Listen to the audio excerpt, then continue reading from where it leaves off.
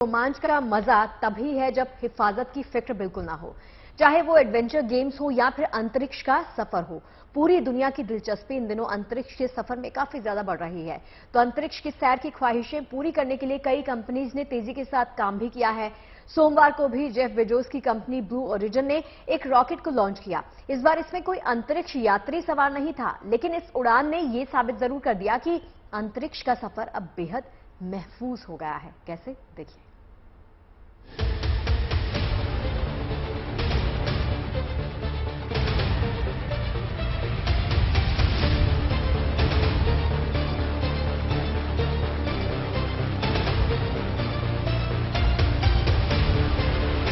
जो सफर कभी सपना था वो अब हकीकत बन चुका है। फिल्मों, किताबों और कहानियों के दायरे लांघकर अंतरिक्ष की सैर अब लोगों की जिंदगी में दस्तक दे रही है। अंतरिक्ष से अपनी धरती को देखने का एहसास लोगों को स्पेस टूरिज्म की तरफ खींच रहा है। अंतरिक्ष की सैर के लिए लोग करोड़ों रुपए खर्च करने को भी तैयार हैं। लेकिन ये हैरत अंगेज सफर महफूज हो, यही सबसे बड़ी फिक्र है।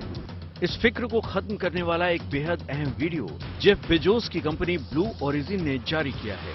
सोमवार को ब्लू ओरिजिन कंपनी ने टेक्सास लॉन्च साइट से एक रॉकेट लॉन्च किया। ये उड़ान स्पेस ट्रेवल के लिए नहीं, बल्कि कुछ एक्सपेरिमेंट के लिए थी। यानी इस उड़ान में कोई अंतरिक्ष यात्री नहीं था। उड़ान के कुछ ही देर बाद रॉकेट के इंजन में कोई तकनीकी गड़बड़ी आ गई। तकनीकी गड़बड़ी की आहट मिलते ही रॉकेट का कंप्यूटराइज्ड सेफ्टी सिस्टम एक्शन में आ गया। चंद सेकंड में ही रॉकेट में सबसे ऊपर बना ह्यूमन कैप्सूल वक्त पर रॉकेट से अलग हो गया। अंतरिक्ष यात्री इसी ह्यूमन कैप्सूल में बैठते हैं। ब्लू ओरिजिन ने इस कैप्सूल को न्यू शेफर्ड नाम दिया है। रॉकेट से अलग होने के बाद न्यू शेफर्ड कैप्सूल कुछ दूरी तक आसमान में उड़ा और फिर इसके तीनों पैराशूट खुल गए। इन पैराशूट की मदद से रॉकेट का कैप्सूल बिल्कुल सुरक्षित धरती पर उतरा।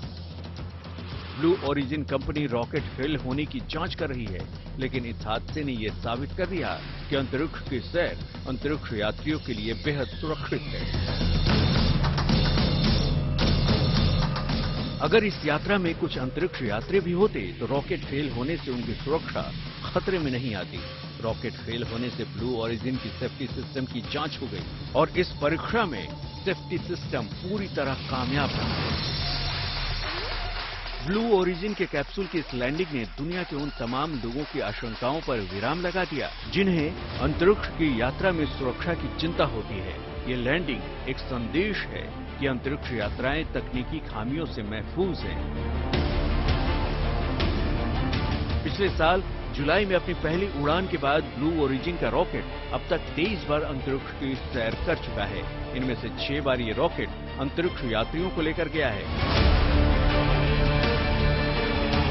ब्लू ओरिजिन अब तक जेफ बेजोस समेत कुल 31 लोगों को अंतरिक्ष की सैर करा चुका है। ब्लू ओरिजिन का रॉकेट अंतरिक्ष यात्रियों को धरती से दूर 10 मिनट की अंतरिक्ष यात्रा कराता है। दुनिया की कई बड़ी कंपनियां अब अंतरिक्ष की सैर में हाथ आजमा रही हैं। जेफ बेजोस से पहले ब्रिटिश अरबपति रिचर्ड ब्रैंसन ने वर्जिन गैलेक्टिक में अंतरिक्ष यात्रा की शुरुआत की। बाद में एलन मस्क की स्पेस एक्स भी अंतरिक्ष में बड़ी छलांग लगाने लगी। वक्त के साथ अंतरिक्ष की सैर में लोगों की दिलचस्पी भी बढ़ रही है। चंद मिनट के रोमांचक सफर के लिए लोग करोड़ों रुपए खर्च करने को तैयार हैं, क्योंकि चंद मिनटों का यह सफर उनके लिए ताउम्र सहेज कर रखने वाला एहसास बन जाता है। Bureau report, good news today. अनंत अंतरिक्ष रहस्यों से भरा हुआ है और इन्हीं रहस्यों का खुलासा करने में सदियों से इंसानों की दिलचस्पी रही है। सोमवार रात यूपी के कुछ इलाकों में भी लोग अंतरिक्ष में घूमती रहस्यमयी रोशनी का गवाह बने। सोशल मीडिया पे भी इस रोशनी के वीडियो खूब वायरल हुए। अब क्या है इस रोशनी की हकीकत, देखिए इस रिपोर्ट में।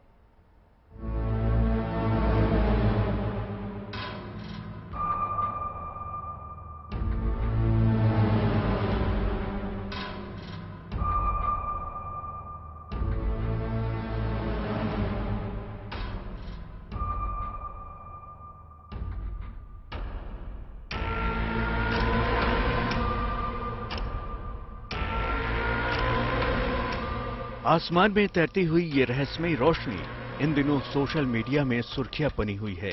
सोमवार रात यूपी के कई शहरों में ये रोशनी देखी गई। इस रोशनी को लेकर तमाम तरह की अटकलें लगाई जा रही थी, लेकिन असल में ये एलन मस्क की कंपनी स्पेस एक्स की स्टारलिंक इंटरनेट सैटेलाइट है। सोमवार रात ये सारे सैटेलाइट हिंदुस्तान के आसमान से गुजर रहे थे। एलन मस्क की कंपनी सैटेलाइट इंटरनेट सुविधा मुहैया कराने की दिशा में तेजी से आगे बढ़ रही है। इस लक्ष्य तक पहुंचने के लिए स्पेस एक्स का फॉल्कन नाइट रॉकेट हर दूसरे महीने अंतरिक्ष में उड़ान भर रहा है। स्टारलिंक सैटेलाइट को धरती की निचली कक्षा में स्थापित करने के बाद ये रॉकेट 9 महीने बाद धरती पर लौट आते हैं। फिलहाल दुनिया के 40 देश स्टारलिंक इंटरनेट सैटेलाइट की सुविधा का इस्तेमाल कर रहे हैं। स्टारलिंक सैटेलाइट धरती से करीब 550 किलोमीटर की ऊंचाई पर उड़ते हैं। धरती के दूसरी तरफ मौजूद सूरज की रोशनी से ये रात के वक्त चमकते हैं। आने वाले वक्त में ये सैटेलाइट तमाम देशों में इंटरनेट की रफ्तार में क्रांति ला सकते हैं। अंतरिक्ष में दिखी रोशनी को लेकर हिंदुस्तान में लोगों के मन में कई तरह की शंकाएं थीं, लेकिन स्टारलिंक सैटेलाइट का पता चलने पर लोगों ने राहत की सांस ली। Bureau report, good news today. देखिए, भारत के पहले स्वदेशी एयरक्राफ्ट कैरियर आईएनएस विक्रांत की बात करेंगे, लेकिन सबसे पहले बात कर लेते हैं हिंदुस्तान के दम की। भारत के पहले स्वदेशी एयरक्राफ्ट कैरियर आईएनएस विक्रांत का साल भर चले परीक्षण के बाद 2 सितंबर को कमीशन किया गया था। अब एक हफ्ते के बाद इसे और ताकतवर बना दिया गया है, यानी विक्रांत पर दुनिया की सबसे खतरनाक AK-630 गन को इंस्टॉल कर दिया गया है। इस गन को दुश्मनों के लिए काल भी माना जाता है और चारों दिशाओं में घूम घूम कर ये गन टारगेट पर गोलियां भी बरसाती है।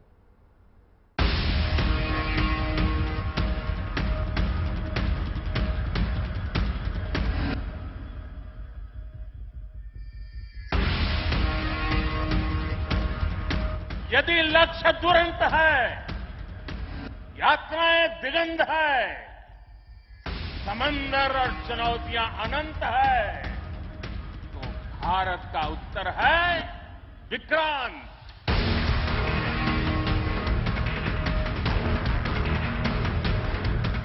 एक 135 करोड़ हिंदुस्तानियों के भरोसे पर सवार लहरों का ताकतवर योद्धा आईएनएस विक्रांत। समंदर में दुश्मनों की अनंत चुनौतियों का उत्तर आईएनएस विक्रांत। समंदर में तैरता एक ऐसा एयरफोर्स स्टेशन जहां से पलक झपकते लड़ाकू विमान, मिसाइलें और ड्रोन्स उड़ान भरकर दुश्मन पर कहर बनकर टूट पड़ते हैं।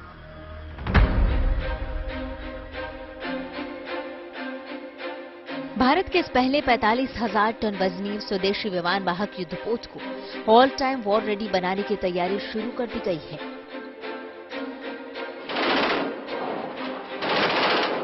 विक्रांत पर शक्तिशाली AK-630 CIWS गन तैनात कर दी गई है। AK-630 CIWS गन यानी समंदर में दुश्मनों का काल। चारों दिशाओं में जिसकी घूमती हुई गोलियों से बचना दुश्मन के लिए मुश्किल ही नहीं, नामुमकिन है।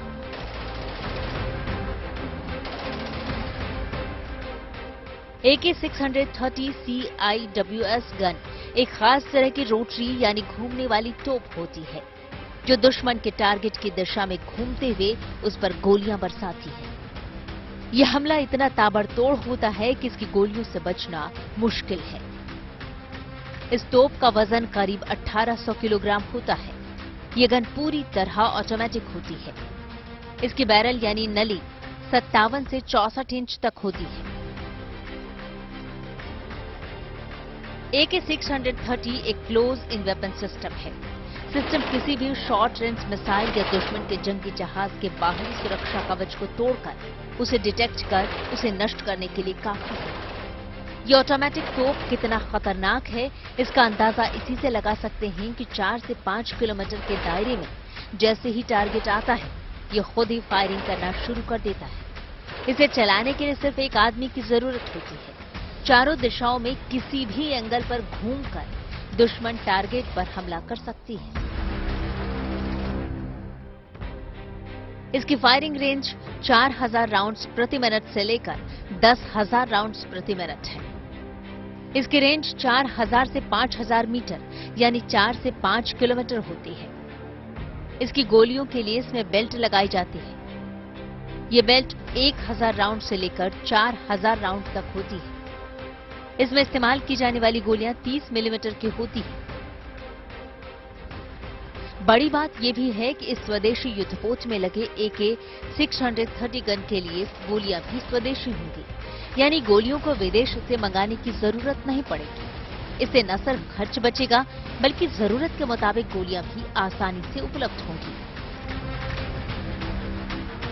विक्रांत में 2 एडवांस मिसाइल फायरिंग सिस्टम भी लगा है, जिससे 64 बराक 8 मिसाइलें दागी जा सकती हैं।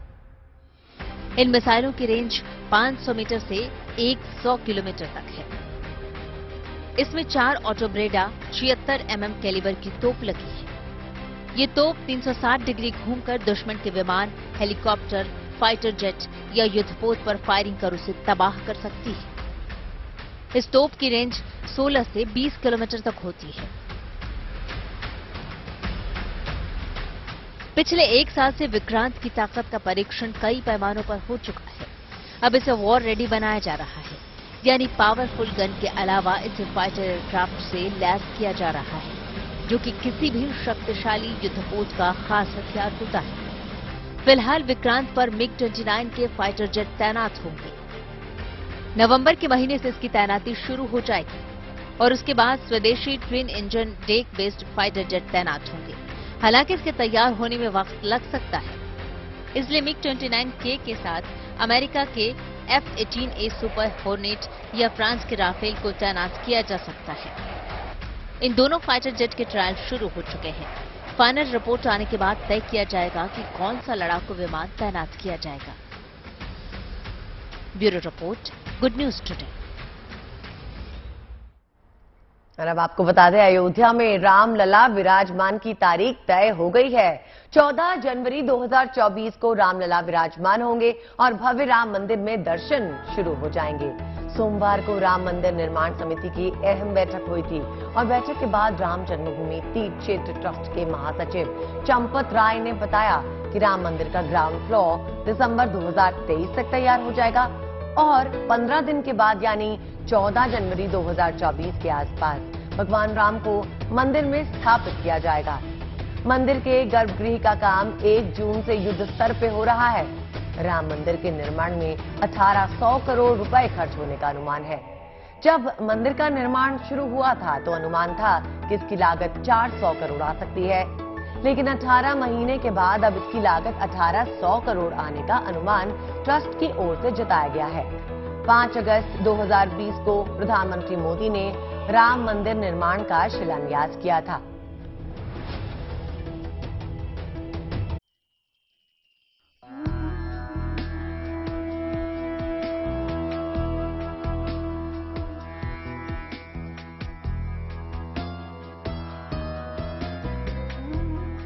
अयोध्या में जैसे जैसे मंदिर निर्माण का काम आगे बढ़ रहा है, रामलला के दर्शन की घड़ी भी करीब आती जा रही है।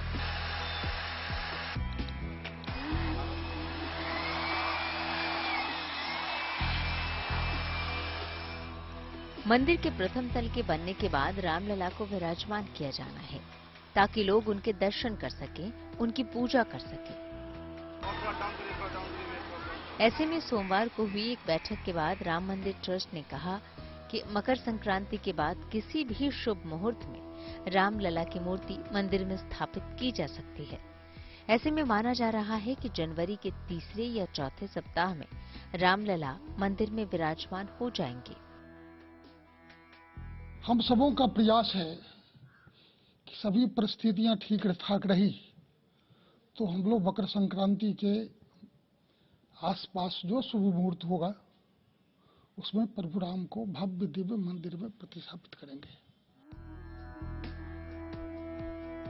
हालांकि मंदिर के प्रथम तल का निर्माण दिसंबर में ही पूरा हो जाने की पूरी उम्मीद जताई जा रही है, लेकिन तब सूर्य दक्षिणायन रहेगा और ऐसी स्थिति में किसी भी शुभ काम की शुरुआत नहीं की जा सकती। लिहाजा 14 फरवरी के आसपास जब सूर्य उत्तरायण होंगे तब शुभ मुहूर्त में गर्भगृह में रामलला की प्राण प्रतिष्ठा की जाएगी। दिसंबर तक 1 फ्लोर पूरा हो जाएगा, ग्राउंड फ्लोर। पहले सोचते थे ग्राउंड फ्लोर का आधा हिस्सा पूरा हो पाएगा।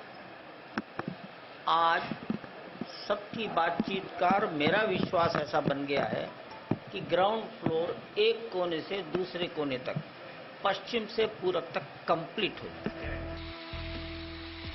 भूतल यानी गर्भगृह में ही रामलला की प्राण प्रतिष्ठा होनी है, लिहाजा मंदिर के प्रथम तल का निर्माण जोर शोर से चल रहा है।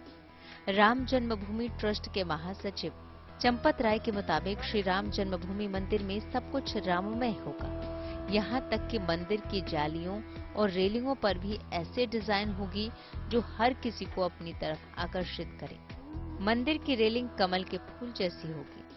जालियों पर और रेलिंग पर एक कैसी नक्काशी हो, उसकी ड्राइंग्स थी बहुत सारी। रेलिंग कमल के फूल जैसा हो, नक्काशी कमल का फूल और कलश,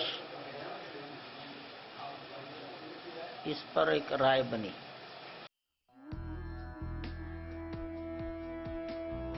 कुल मिलाकर मंदिर की शोभा देखने लायक होगी। दुनिया भर के राम भक्तों के लिए अगले साल जनवरी में पड़ने वाला उत्तरायण नक्षत्र सुखद और आनंददायक होने वाला है। 500 से अधिक वर्षों से रामलला को दिव्य और भव्य मंदिर में स्थापित होने की प्रतीक्षा कर रहे राम भक्तों की प्रतीक्षा जल्द पूरी होने वाली है। Banbir Singh, Ayodhya, good news today.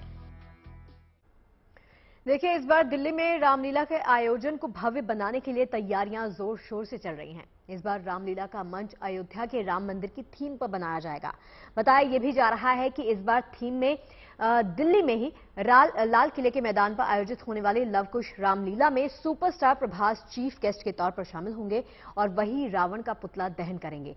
इस साल रामलीला 26 सितंबर से 6 अक्टूबर तक चलेगी। भगवान श्री राम के जीवन लीलाओं का सजीव चित्रण। श्री राम, प्रभु राम हम सबके प्रेरणा स्रोत हैं। इस बार दिल्ली की रामलीला खास होने वाली है, क्योंकि दिल्ली की रामलीला में इस बार दिखेगी अयोध्या राम मंदिर की झलक। धर्म लाभ लेने के लिए पहुंचे हैं। अयोध्या में बन रहे भव्य राम मंदिर की तर्ज पर रामलीला का मंच तैयार हो रहा है।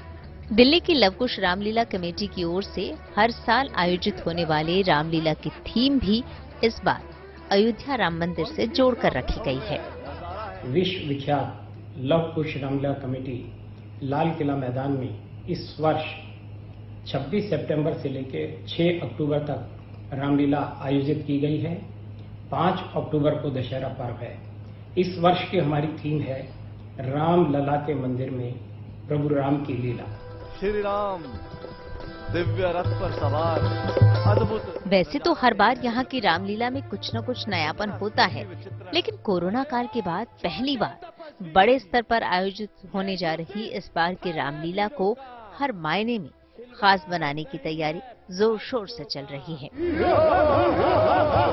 इस बार सबसे खास होगा रामलीला का मंच। इस बार 180 फुट लंबा और 60 फुट चौड़ा स्टेज बनाया जा रहा है और इसी के ऊपर 70 फुट ऊंचा रामलला के भव्य मंदिर का प्रतिरूप बनाया जाएगा, जिसमें रामलीला का मंचन होगा। मंच 3 मंजिला होगा। मंच को LED लाइट से सजाया जाएगा। कलाकारों के प्रवेश और निकास के लिए 5 दरवाजे बनाए जाएंगे। इसके अलावा कलाकारों को हवा में उठाने के लिए क्रेन और 3D इफेक्ट का इस्तेमाल किया जाएगा। लवकुश रामलीला कमेटी का इस बार का स्टेज 180 फुट लंबा और 60 फुट चौड़ा है, जिसके ऊपर रामलला का 70 फुट हाइट का मंदिर बन रहा है। इसी मंदिर के अंदर प्रभु राम की लीला की जाएगी। दिल्ली के लाल किला मैदान में ये रामलीला 26 सितंबर से 6 अक्टूबर तक चलेगी। इस बार इसमें बॉलीवुड के 22 कलाकार और 3 केंद्रीय मंत्री भी रामायण के पात्रों का किरदार निभाएंगे और इस पूरे कार्यक्रम के चीफ गेस्ट होंगे साउथ फिल्मों के सुपरस्टार प्रभास। दिल्ली की लवकुश रामलीला में इस बार रावण के पुतलों का दहन प्रभास ही करेंगे। इस बार लगभग 22 फिल्मी दुनिया के कलाकार लवकुश रामलीला कमेटी में और 3 केंद्रीय मंत्री अपना किरदार निभाएंगे। दशहरा पर्व के ऊपर इस बार के हमारे मुख्य अतिथि फिल्म स्टार जिन्होंने बाहुबली के अंदर काम किया, प्रभास जी जो है इस बार लवकुश रामलीला कमेटी के अंदर मुख्य अतिथि होंगे।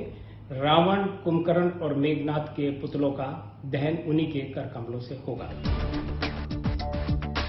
पिछले 2 साल से दिल्ली की मशहूर रामलीला बहुत छोटे स्तर पर आयोजित की जा रही थी और इनमें काफी कम लोग ही शामिल हो पा रहे थे। अब जबकि कोरोना का साया कमजोर पड़ गया है, पहली बार बड़े स्तर पर रामलीला का आयोजन किया जा रहा है। ऐसे में 10 दिनों तक चलने वाली इस बार की रामलीला में बड़ी तादाद में लोगों के पहुंचने की उम्मीद की जा रही है और उस लिहाज से व्यवस्थाएं भी दुरुस्त की जा रही हैं। Bureau report, good news today.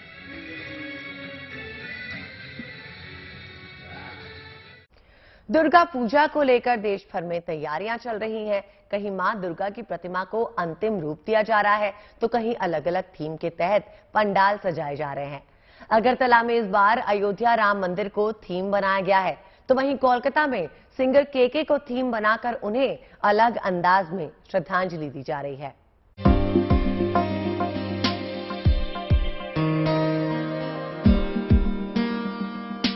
ये तैयारी दुर्गा पूजा की है।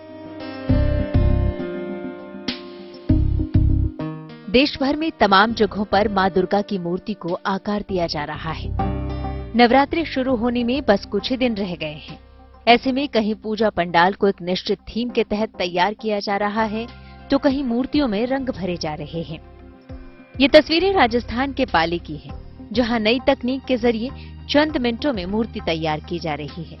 हालांकि इसे पूरी तरह तैयार करने में महीना भर लग जाता है, लेकिन इस तकनीक के जरिए मूर्ति का सांचा ढालने में महज 20 से 30 मिनट ही लगते हैं। देखिए कैसे आसानी से महज कुछ मिनटों में मूर्ति बनकर तैयार हो जाती है।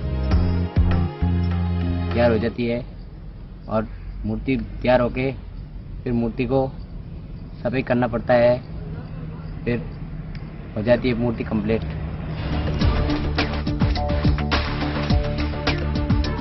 कहीं मूर्तियां बन रही हैं तो कहीं पूजा पंडाल को अंतिम रूप दिया जा रहा है।